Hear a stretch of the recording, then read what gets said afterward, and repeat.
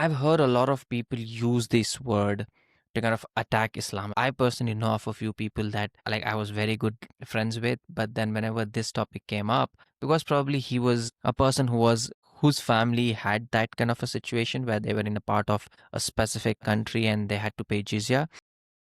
And some people assume jizya to be like so that you don't convert or revert to Islam, you gotta pay them an amount so that people like the rulers don't force you to become Muslims and the same time give you protection. So what do you have to say about that, Jizya? The jizya, um, it's meant to be less than the zakat, right? So the zakat is 2.5 and it's fixed for men, women. However, the jizya is just for able-bodied men, right? And I'll be honest, there has been some rulers have, had high jizya, right?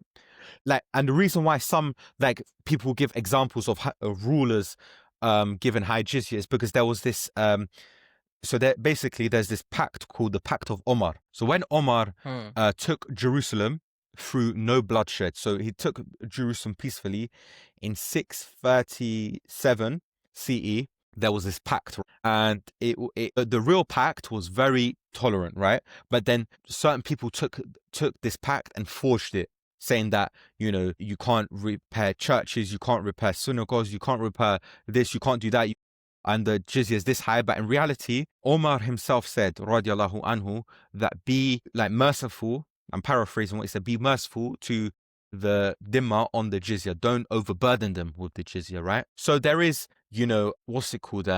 Instances where there could be, like it's been over the top, but there's also instances where it was less, right? And regarding the jizya, it wasn't a thing where, people use this kind of notion to say, the jizya was there to force people to become Muslim, right? Like, oh, the jizya is there, and it's like a pressure to become Muslim. But this is actually not the this is not the case, because, for example, I'll give you a few examples of why this point is void. Look at Spain. The way people became Muslim in Spain was due to the beauty of the Arab culture in Spain. So the Arabo-Islamic culture in Spain attracted many people to the religion of Islam. And you might think that's a bit, yes, it makes sense, but it doesn't make sense at the same time. The thing is, the Arabo-Islamic culture in Spain was not like a Saudi culture, right? There was like music, dancing, like this kind of stuff, right? I'll be honest, right? But there was a lot of poetry. And many Christians loved the poetry. And these Christians were known as Mozarabs, Arab wannabes, right?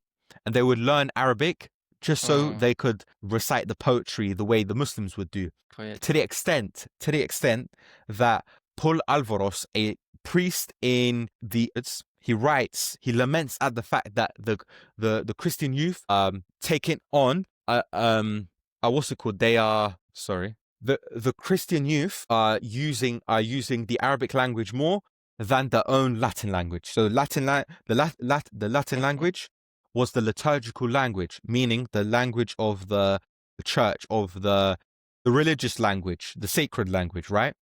Like, for example, Arabic is the liturgical language in Islam. So this kind of culture of poetry, I know is haram, music, dancing, all of that kind of stuff, it attracted people to Islam because they were like, okay, I need to learn Arabic, and then I can be infused into this culture. And then Arabic is the first way to understanding Islam, and then you take your shahada. So there was, many people became Muslim because of this, and it wasn't because of the jizya. And this is noted in Richard Fletcher's book, Moorish Spain, Kingdoms of Faith by Brian Catlos. There's another book, The Preaching of Islam by Thomas Walker Arnold. They all say, and also Caliphs and Kings by Roger Collins. So these are all big academic books that say the same thing, that the cultural assimilation was the reason why people became Muslim, not because of the jizya. Or, for example, Aurangzeb in the Mughal Empire. The jizya was abolished in 1564 by Akbar.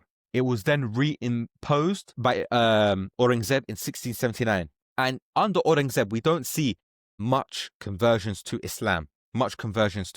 And then you can extrapolate from that the jizya didn't really wasn't there to force people into the religion. It wasn't there to force people into the deen. The reason why he imposed the Yeah. jizya was because of, basically, he was throughout his life, Aurangzeb, or throughout his Mughal, his tenure as a Mughal emperor, he was just fighting. He was fighting. He was on the battlefield, conquering or putting out rebellions or all of that kind of stuff. And so he needed to replenish the treasury of the peacock throne. So the peacock throne is the throne that the Mughal emperor sat on. So it's a term that we use in the historical books, right? So to replenish the treasury, he imposed the jizya, and he was very merciful with the jizya, right? For example, in Hyderabad in 1688 and 1689, he remitted the jizya because of drought. Then in the whole Deccan region in 1704, he remitted it again. Why? Because of the toll of war. So we see this kind of merciful behavior by rulers, and it also shows you that the jizya wasn't there just to force people into the deen.